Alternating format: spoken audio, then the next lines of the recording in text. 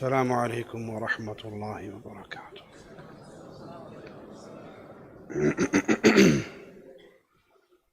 ان الحمد للہ نحمده ونستعینه ونستغفره ونعوذ باللہ من شرور انفسنا ومن سیئات اعمالنا من يهده الله فلا مضل له ومن يضلل فلا هادي له أشهد أن لا إله إلا الله وحده لا شريك له وأشهد أن محمدًا عبده ورسوله أما بعد۔ کائنات نعمتوں سے بھری ہوئی ہے، ہر نعمت بڑی عظمت والی ہے، لیکن رب کی دی ہوئی ان نعمتوں میں سب سے بڑی نعمت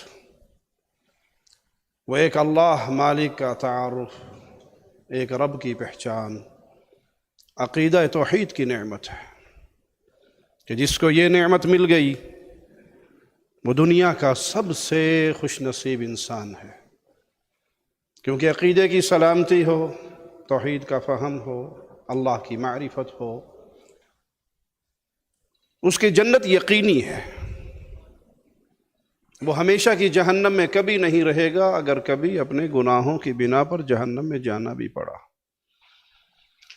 اور جو اس نعمت توحید سے، عقیدے کی معرفت سے، اللہ کی پہچان سے ناواقف ہے، وہ دنیا کا سب سے بد نصیب انسان ہے، کیونکہ جسے توحید کا فہم نہیں ہے وہ رب کی جنت میں کبھی نہیں جا سکتا۔ جیسے اونٹ سوئی کے ناکے سے، سوراخ سے داخل نہیں ہو سکتا، رب کی عزت کی قسم مشرک رب کی جنت کے دروازے کو کبھی پا ہی نہیں سکتا۔ یہ عقیدہ توحید اتنی بڑی نعمت ہے کہ اس کو مخلوق کو سمجھانے کے لیے خالق نے انبیاء کی پوری جماعت بھیجی۔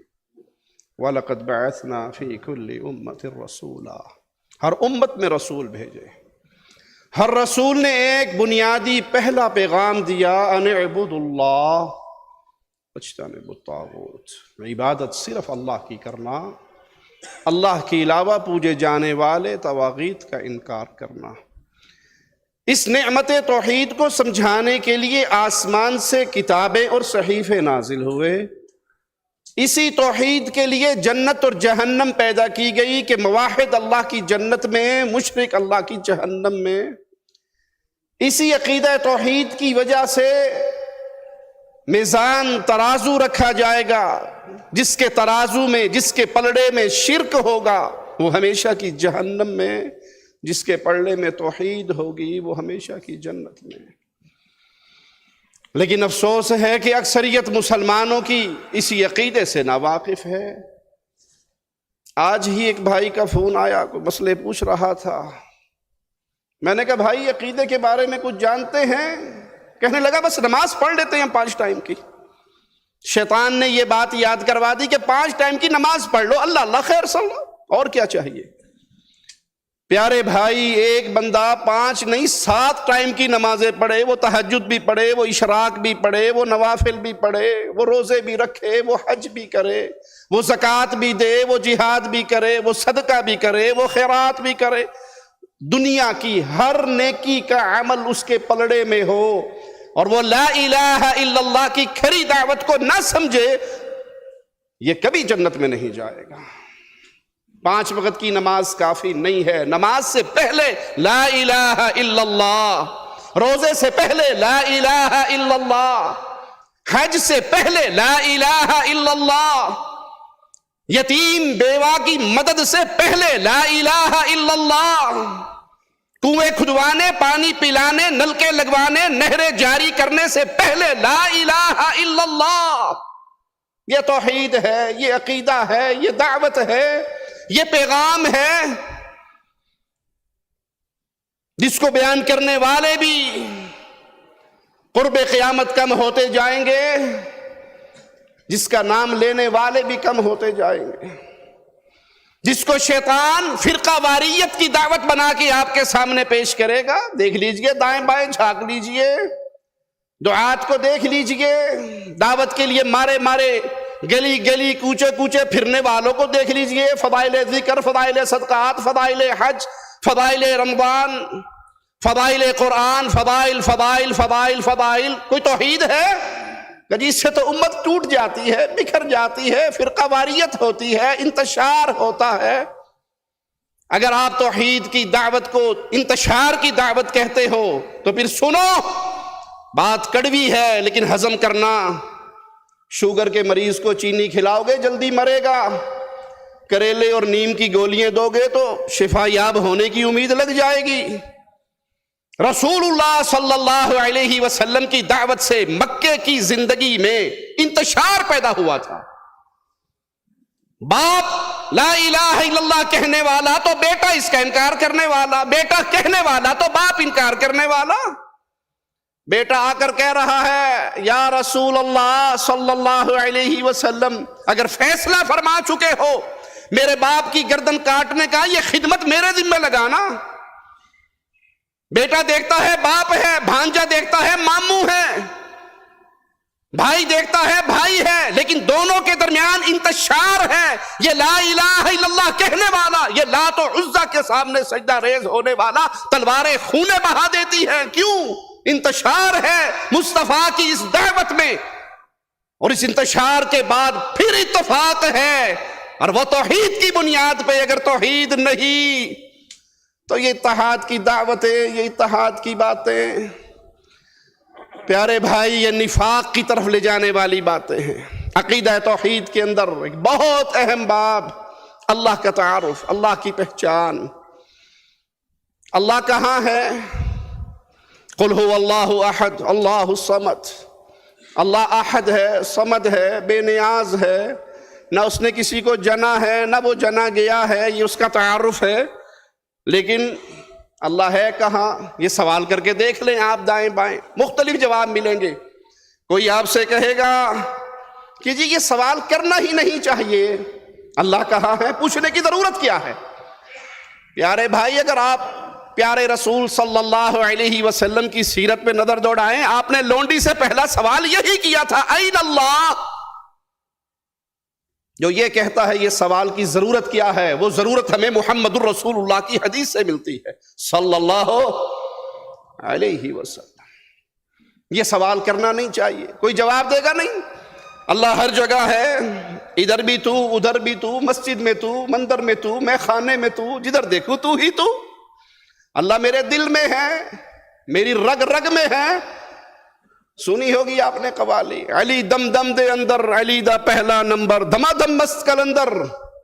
صوفیاء نے جواب دیا اس قوالی کا، نہیں، صدیق دا پہلا نمبر، اللہ دم دم دے اندر، نہ علی دم دم کے اندر ہے نہ اللہ دم دم کے اندر۔ دم سے معنی روح، جان، اللہ کسی جان کے اندر نہیں، نہ ہی علی کسی جان کے اندر ہے، نہ اللہ ہر جگہ ہے، نہ اللہ کسی کے دل میں ہے۔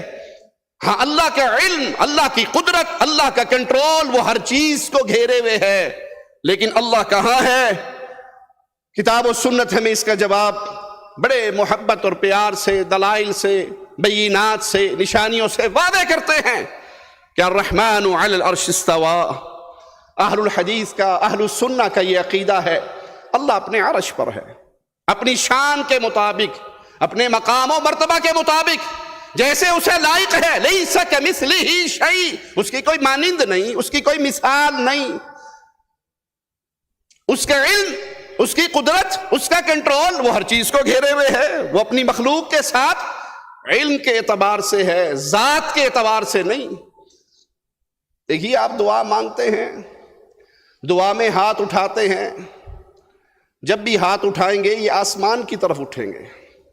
کبھی کسی نے دعا مانگتے ہوئے یوں تو نہیں اٹھائے نا، یوں اٹھاتے ہیں۔ کیوں؟ فطرت سلیمہ آواز دیتی ہے ان خالی ہاتھوں کو بھرنے والا اپنے عرش پہ ہے۔ آپ دیکھ لیں، جو مردوں کی قبروں پر، ڈھیریوں پر جا کر کھڑے ہوتے ہیں، جو قبروں والوں سے مانگتے ہیں، جو میت سے مانگتے ہیں، جو مردے سے مانگتے ہیں، ان کی کیفیت بھی دیکھ لیں۔ وہ بھی مانگ بابا جی سے رہے ہوتے ہیں، ہاتھ ان کے بھی اوپر اٹھے ہوئے ہوتے ہیں۔ اگر ان کا یہ عقیدہ فطرت کے مطابق ہوتا کہ بابا سنتا ہے یہ حجویری صاحب، یہ اجمیری صاحب، یہ بابا جی، یہ شیخ جی، یہ مرشد جی، تو وہ کم از کم اپنی پیر کی قبر پہ یوں مانگتے، بابا جی دے دیو، بزرگوں عطا کر دیو، آئے ہیں تیرے دھر پہ، کچھ لے کے جائیں گے، خالی جھولی لے کے نہیں جائیں گے، تو یوں مانگتے۔ مردے کی قبر پہ مانگنے والوں کے بھی ہاتھ یوں ہے، کیونکہ فطرت سلیمہ آواز لگاتی ہے ان خالی ہاتھوں کو بھرنے والا ہر جگہ پہ نہیں ہے، وہ اپنے عرش پہ ہے۔ جس نے اس راستے کو چھوڑا، جس نے اس عقیدے کو چھوڑا، اس نے رسول اللہ صلی اللہ علیہ وسلم اور آپ کے صحابہ کے طریقے کو چھوڑا۔ وَمَن يُشَاقِقِ الرَّسُولِ مِن بَعْدِ مَا تَبَيَّنَ لَهُ الْهُدَى، جس نے رسول صلی اللہ علیہ وسلم کے راستے کو ترک کیا۔ آپ کا راستہ کیا تھا؟ آپ نے لونڈی سے سوال کیا اَيْنَ اللَّهُ، اس نے آسمان کی طرف اشارہ کیا، پوچھا میں کون ہوں؟ کہا اس کا بھیجا ہوا رسول۔ فرمایا اس کو آزاد کر دو، یہ مومنہ عورت ہے۔ اور یہی عقیدہ صحابہ کا عقیدہ تھا۔ جس نے صحابہ کا عقیدہ ترک کیا، جس نے صحابہ کا فہم ترک کیا، اس نے حقیقت میں جنت کے راستے کو ترک کیا۔ آپ سجدے میں دعا نہیں کرتے؟ سبحان ربی الاعلی، سبحان پاک ہے میرا رب، کہاں ہے؟ الاعلی، جو بلند ہے۔ اسی لیے ایک صوفی کے بارے میں آتا ہے، وہ سجدے کے اندر بھی کہا کرتا تھا سبحان ربی الاسفل، میرا رب نیچے ہے، میرے ساتھ ہے، ہر جگہ ہے، ہر چیز میں ہے۔ بظاہر آپ کو یہ انسان کا وجود نظر آتا ہے جو بظاہر عبد ہے، حقیقت میں حق ہے۔ شمائم امدادیہ میں امداد اللہ مہاجر مکی صاحب لکھتے ہیں، یہ بظاہر نظر آنے والا عبد، یہ عبد ہے، لیکن اس کا باطن اگر دیکھو گے، اس کی اندر سے اگر جھانکو گے تو اندر تمہیں عبد نہیں حق نظر آئے گا۔ یہی ممیت الدین ابن عربی کہا کرتا تھا، جسے لوگ محی الدین کہتے ہیں۔ وہ محی الدین نہیں تھا، اس نے دین کو زندہ نہیں کیا تھا، اس نے دین کو بگاڑنے کی کوشش کی تھی۔ العبد رب والرب عبد یا لیت شعری من المکلف، بندہ خدا ہے، خدا بندہ ہے، مجھے نہیں پتا شریعت کس کے لیے آئی۔ جس کو دیکھتا ہوں وہی نظر آتا ہے۔ اس کے لیے مثال ابن عربی کیا استعمال کرتا تھا؟ گٹھلی آم کی زمین میں دفنا دو، اس سے ایک پودا نکلے گا، کومپل نکلے گی، پھر درخت بنے گا، پھر اس پہ پھل، پھول، شاخیں، پتے، تنے۔ اگر زمین کھودو گے گٹھلی غائب ہو گئی۔ اور من گھڑت ایک جھوٹی روایت کو وہ حدیث قدسی کہا کرتا تھا کہ اللہ نے کہا ہے تعالی اللہ عما یقولون، میرے رب نے ایسا کچھ نہیں فرمایا، یہ اللہ پر جھوٹ ہے۔ کنت کنزا مخفیا، میں چھپا ہوا خزانہ تھا، میں نے اپنا آپ ظاہر کرنا چاہا، اب دنیا میں جو کچھ نظر آ رہا ہے وہ میں ہی ہوں۔ شیخ صالح فوزان حفظہ اللہ فرماتے ہیں یہ کفر یہودیوں کے کفر سے بڑا کفر ہے۔ وحدت الوجود کا کفر یہودیوں کے کفر سے، عیسائیوں کے کفر سے، کیونکہ کوئی دو الہ، کوئی تین الہ، کوئی پنجتن کو الہ مانتا ہے، اور وجودی حلولی وہ ہر چیز کو الہ مانتا ہے۔ اب کوئی اس کفریہ عقیدے کو قرآن سے ثابت کرنے کے لیے چل پڑے اور لوگ کہیں اس کو مفسر قرآن مان لیجئے۔ ڈاکٹر اسرار صاحب کا کلپ چند دن پہلے ہی دیکھنے کو ملا، وہ قرآن کی آیت سے اس کفر کو ثابت کرنے کی کوشش کرتے ہیں اور کہتے ہیں هو الاول والآخر والظاہر والباطن۔ یہ نص قطعی ہے عقیدہ وحدت الوجود پر۔ ہم کہتے ہیں اللہ کی قسم یہ تم نے قرآن و حدیث میں جھوٹ بولا ہے۔ عقیدہ وحدت الوجود کفر کا عقیدہ ہے کہ ہر چیز ہی وہی۔ ڈاکٹر صاحب مثال دیتے ہیں کہ لکڑی پہ ایک کپڑا باندھو، آگ جلاؤ، زور سے گھماؤ، دائرہ بنے گا، بظاہر دائرہ ہے، حقیقت میں نہیں۔ یہ کائنات نہ اللہ کی عین ہے نہ غیر ہے، ہم کہتے ہیں یہ کائنات اللہ کی غیر ہے، یہ اللہ کی مخلوق ہے، یہ خالق کا حصہ نہیں ہے، یہ خالق کی صفات کا مظہر نہیں ہے، اس میں اللہ نہیں ہے۔ یہ تمام عقیدے وہی جو مستوی رشدہ خدا ہو کر اتر پڑا مدینے میں مصطفیٰ ہو کر، بیتے دی گال نہ کرمائی، میں کو الف دی سمجھ کے نہیں آئی، میم دا برخا پا کے احد احمد وچ اتر آئی۔ کفر کے عقیدے ہیں۔ مفسرین میں سلف صالحین نے اس آیت سے توحید بیان کی ہے، عقیدہ بیان کیا ہے، کفر نہیں بیان کیا۔